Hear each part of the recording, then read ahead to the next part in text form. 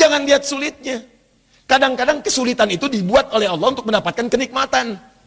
Tuh kalau antum naik ke gunung, begitu menemukan tanjakan, harusnya antum gembira. Kenapa? Karena di depan pasti ada turunan.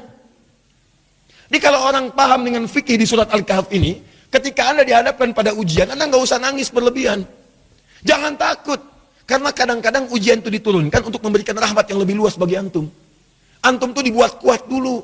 Bikin nangis supaya ke depan nggak keluar lagi air mata. Kebal antum dengan semua ujian yang ada. Itu cara memahaminya. Ini nggak usah berkeluh kesah. Baru turun ujian yang kecil udah bikin status. Ya.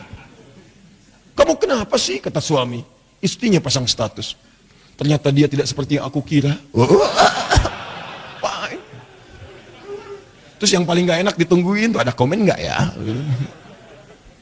Kenapa Jeng? Gak nyangka ya, nyangka.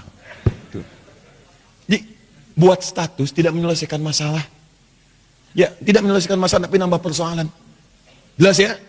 Maka bagian pertama, kalau antum diuji dengan persoalan, boleh jadi jangan persoalannya yang dilihat, itu cara Allah untuk memberikan rahmat kepada antum. Sebab kalau nggak diberikan persoalan itu, rahmat nggak akan turun. Pemuda itu kalau nggak dapat tadi itu, kejar-kejaran sampai ke gua, mana mungkin turun rahmat Allah 309 tahun. Ikuti itu.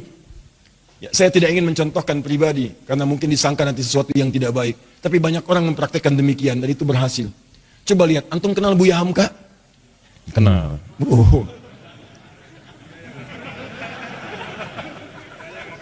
Alhamdulillah, ya. Yang penting antum kenal lah, walaupun beliau nggak kenal antum. Ya. Buya Hamka, sempat beliau kemudian dalam episode kehidupannya dimasukkan ke dalam penjara. Tapi setelah beliau di penjara itu, bukan perasaan mengeluh, bukan dendam, bukan marah, bukan puncak dari emosi yang keluar, tapi syukur kepada Allah. Ketika ditanya bagaimana pendapat Anda Buya mendapatkan perlakuan seperti itu dimasukkan ke dalam penjara, beliau malah mengatakan, saya bersyukur kepada Allah Subhanahu wa Ta'ala. Kalau ada waktu, saya pengen ketemu presiden untuk mengucapkan terima kasih. Telah memasukkan saya pernah ke penjara dalam episode hidup saya, kalau bahasa kita sekarang. Kenapa? Karena ternyata di penjara itu saya bisa menyelesaikan tafsir Al-Azhar. Kalau saya nggak masuk ke sini, nggak jadi ini tafsir. Jadi cara melihatnya itu rahmat Allah, persis seperti ini nih. Yang kita baca tiap Jumat itu. Bicara orang kalau kebiasaan baca Al-Kahf, spiritnya ada dalam jiwa, dia nggak akan gugur karena ujian-ujian. Walaupun sifatnya sakit, yang dia baca rahmatnya. Jadi kalau Anda terbiasa membaca Al-Kahf, paham maknanya, itu Anda akan senang melihat musibah, senang melihat ujian. Yang dilihat rahmatnya, bukan ujiannya. Masuk penjara malah senang. Tuh. Nabi Yusuf, begitu masuk penjara, nggak enak kelihatannya masuk, cuman ternyata malah minta beliau. Ya Allah, daripada banyak godaan, ya para sosialita yang menggoda saya sekarang, ya cantik-cantik luar biasa, dan itu udah banyak. Sosialita itu bukan cuma sekarang, zaman Nabi Yusuf udah ada. Senangnya kumpul-kumpul bicara yang gak jelas. Ya ada yang jelas ada, tapi ini contoh yang tidak jelas. Kumpul-kumpul di rumah salah satu pejabat, Imra'atul Aziz, istri Perdana Menteri, hanya untuk membincangkan, mana sih si pemuda ganteng itu? Mana sih si ganteng itu? Katanya ganteng-ganteng Nabi ya? Iya, zaman sekarang ganteng-ganteng serigala. Ya. Begitu kemudian ditampilkan oleh Imra'atul Aziz, Yusuf keluar. Begitu keluar, disebutkan di Quran surah 12 ayat 29. Wa qulna hasya lillahi ma hadza basyara in hadza illa malakun karim. Ya, ini sih bukan manusia, ini malaikat yang menyamar dalam rupa manusia. Lewat, tak sadar ketika lewat, jarinya kemudian tergores dengan pisau itu. Saking tak sadarnya melihat gantengnya Yusuf lewat. Begini. Tuh. Nabi Yusuf ganteng, Nabi tidak sombong. Begitu melihat ujian itu, ya Allah, lebih baik saya masuk penjara aja deh. Orang sekarang Nabi bukan, Rasul bukan. Ngaku ganteng, orang lewat, ibu-ibu gak kepleset lihat antum itu kan. GR-nya luar biasa, semua ditampilin. Baik, kata Nabi Yusuf, ya Allah, akan lebih baik kalau saya masuk penjara aja. Ternyata pilihan masuk penjara itu Nabi Yusuf membaca rahmat Allah. Bukan melihat sulitnya. Lewat penjara itulah kemudian beliau bertemu dengan seseorang yang narapidana, dihukum di situ, kemudian bermimpi. Lewat mimpi itulah ternyata minta takwil ke Nabi Yusuf karena dilihat orang baik, orang soleh. Ditanya apa ini maknanya, dijawab oleh Nabi Yusuf. Ternyata jawaban itu yang mengantarkan beliau mendapatkan posisi jabatan di pemerintahan.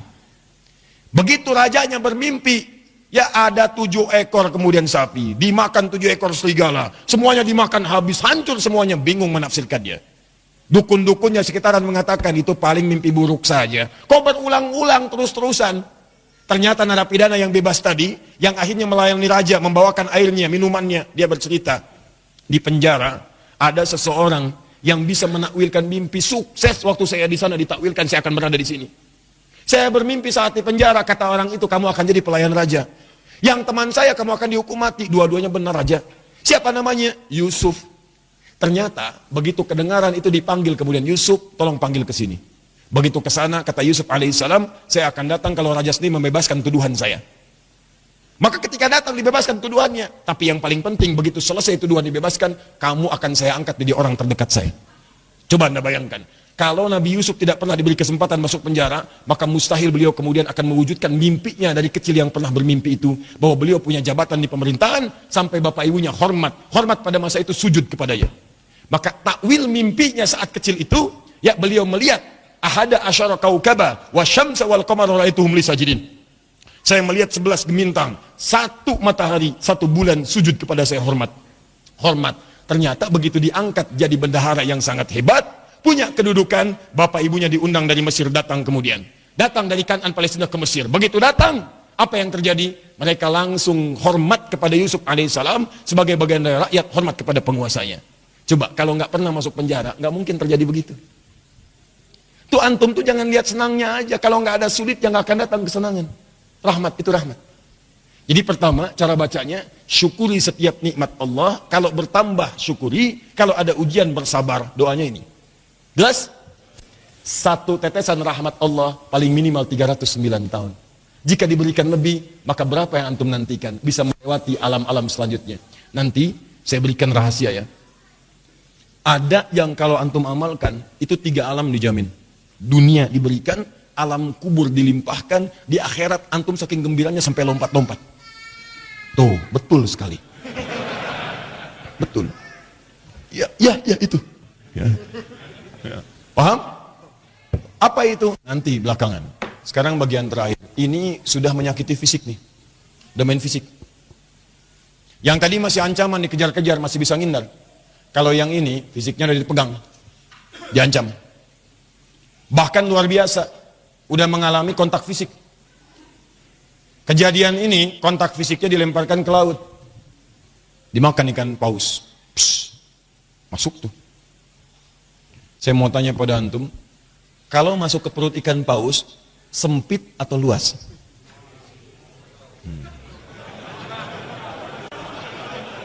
Ntar, saya tuh penasaran dengan antum ya. Antum tuh siapa sebetulnya? Antum tuh siapa sebetulnya? Buya Hamka kenal. Masuk perut ikan paus punya jawaban. Luar biasa. Ini gelas aja dengar jawaban antum sampai keringetan tuh. Masuk perut ikan paus, nggak akan pernah ada yang jawab luas. Yang terbayang pasti sempit, walaupun Anda belum pernah masuk ke dalamnya. Masuk ke perut ikan paus, terang atau gelap? Tuh, gelap. Sudah pernah masuk, Bu? Belum, Ustadz. Tapi kita bisa bayangkan. Karena nggak ada cahaya di sana. PLN pun nggak bisa masuk. Nggak, saya kebayang. Kalau ada inovasi PLN, petugas PLN berdasarkan kisah Nabi Yunus ingin memasukkan listrik ke dalam perut ikan paus. Bagaimana cara masangnya? Nggak ada listrik. Cahaya tidak ada, berarti gelap. Awas, dalam bahasa Arab, gelap itu sesuatu yang zulmah. Zulama yazlimu zulman, gelap. Minat zulmati ilan nur. Sempit, padat. Teman-teman, ada yang kemudian dianiaya, itu nabi lagi. Nabi Dzannun, Nabi Yunus alaihissalam. Diusir oleh umatnya, masuk ke perkampungan, naik ke atas kapal, di situ bahkan diundi, ternyata beliau harus dilemparkan. Di kapal keberatan nih, zalim, ambil aja orang itu, undi, dia orangnya, lemparkan. Begitu dilempar ke dalam perut ikan paus, ya, dilempar ke lautan, ditangkap ikan paus. Oh, hebat ikan paus, dan nungguin. Tangkap, masuk. Apa yang terjadi? Gelap, sempit, sesak, capek luar biasa. Tapi yang ingin saya sampaikan adalah, perhatikan baik-baik. Wa dhannuni. Quran surah ke-21 ayat 87 sampai 88. Saya tuliskan. Wa dhannuni idh dhahaba mughadiban fa dhanna an lan naqdir alayhi fanada fi dhulumati. Gelap. Ya alla ilaha illa anta subhanaka inni kuntu minadh zalimin. Sebelum kisah ini dimulai, saya akan anjak Anda ke ayat sebelumnya, yaitu 84, 85, 86-nya. Khususnya 85 dan 86. Ketika di 85 Allah menyebutkan wa Ismaila. Kemudian ada Idris, ada Dzulkifli. Disebutkan mereka termasuk kalangan orang-orang yang baik. Di ayat ke-86-nya, wa adkhalnahum fi rahmatina.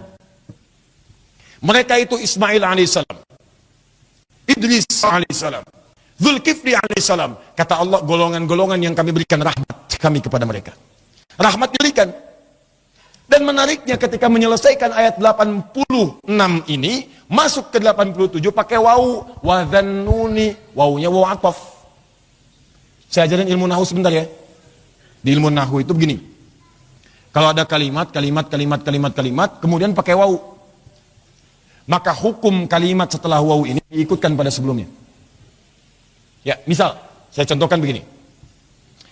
Zahaba Kevin wa Stephen wa Edward ilal masjid. Ya, kita ganti namanya sedikit supaya agak sedikit milenial. Kevin, Stephen dan Edward pergi ke masjid. Ya, mereka berangkat ke masjid Muslim. Ya, masuk Islam, kemudian sholat, berangkat ke masjid. Kevin, Stephen, Edward. Ada satu orang lagi yang belum disebutkan. Belakangan disebutkan wa Asep misalnya. Kenapa ketawa?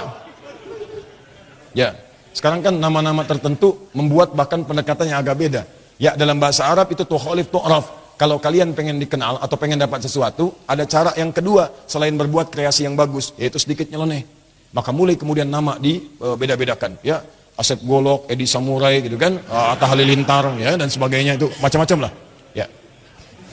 Nah, misal Zahaba Kevin wa Stephen wa Edward wa Asep. Ya. Nah, ini ilal masjid. Disebutkan ke sini ilal masjid wa Asep. Maka Asep di sini itu sama-sama pergi ke masjid bersama tiga orang ini. Diikutkan hukumnya.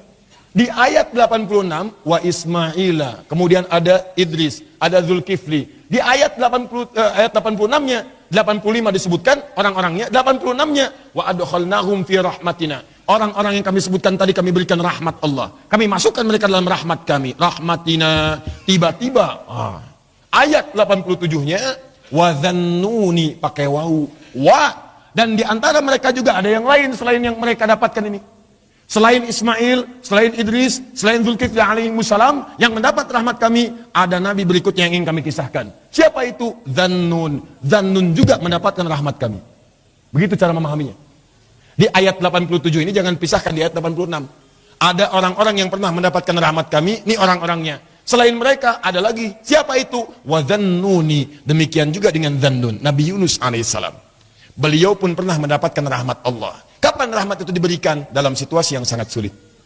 Idzahaba mughadiba, ketika beliau kemudian merasa tidak senang dengan perlakuan kaumnya, dizolimi, dilemparkan ke perut ikan paus, sulit luar biasa. Saya tanya pada antum, nih ya, tolong jawab dengan penuh kejujuran. Dengan jujur antum jawab. Maaf sekali, kalau antum berada di perut ikan paus, kira-kira masih ada peluang nggak oleh manusia untuk diselamatkan? Tuh. Nangis tuh kan. Karena tahu nggak mungkin. Tadi kan begitu saya sebutkan rahmat, ya. Tuh. Begitu kita tanyakan ada peluang nggak? Bayi aja tahu. Tuh. Ya. Jadi sulit mendapatkan peluangnya. Orang masuk perut ikan paus, ditelan. Siapa yang mau nolong? Manusia mengatakan mustahil, nggak usah ditolong lah, nggak ada harapan. Yang ada malah kita ikutan ke dalamnya. Paham? Tuh. Kalau gerah, kipasi. Kalau perlu air, berikan. Kalau ada permen, sampaikan. Maka teman-teman sekalian, nah, berdoalah kemudian Nabi Yunus kepada Allah. Apa doanya? Nih, perhatikan kalimatnya. Wa nada fi dhulumat. Maka dalam suasana gelap, capek, resah itu, beliau berdoa kepada Allah. Allah ilaha illa anta. Tolong minta air. Ya. Oh, ini aja nih. Atau aqua, ada aqua? Baik. Tolong diberikan ke belakang, barangkali haus. Ya. Kalau bukan anaknya, ibunya yang minum. Ya. Ya, saya nggak minum nggak apa-apa, ada apa aku mah tuh ya. Yang penting antum nyaman insya Allah. Baik. Antum ikhwan ada lagi yang mau nangis? Wa nada fi dhulumat, maka beliau bermohon kepada Allah dalam suasana gelap sulit itu. Allah ilaha illa anta, catat doanya, catat. Kalau antum sedang dizalimi orang secara fisik, diancam, dimacam-macam, bahwa proyek antum diambil orang, kelihatannya zalim aja. Maka dalam suasana gelap itu Nabi Yunus bermohon kepada Allah. Gelap, sempit, capek, sulit. Allah ilaha illa anta. Dimulai dari sini. La ilaha illa anta. Subhanaka inni kuntu minadh. Catat doanya. Dimulai dari la ilaha illa anta. Kalau yang tadi dimulai dari Rabbana atina min ladunka rahmah. Kalau yang ini dari la ilaha illa anta. Anda bisa mulai dengan kalimat Allahumma la ilaha illa anta. Atau Rabbana la ilaha illa anta. Jadi doa. Subhanaka inni kuntu minadh zalimin. Anda tahu apa yang terjadi? Begitu doa ini dipanjatkan, turun jawaban Allah. Apa jawabannya? Ayat 88. Fastajabna. Lihat kalimatnya. Fastajabna. Maka kami jawab dengan cepat doa Nabi Yunus itu. Pakai fa. Saya sering terangkan fa. Huruf sambung tanpa jeda. Begitu selesai berdoa, turun jawaban. Tapi Allah bukan mengatakan fa'ajabna, fastajabna. Pakai ista. Ingat pertemuan lalu? Kalau ada ista berarti ada tuntutan.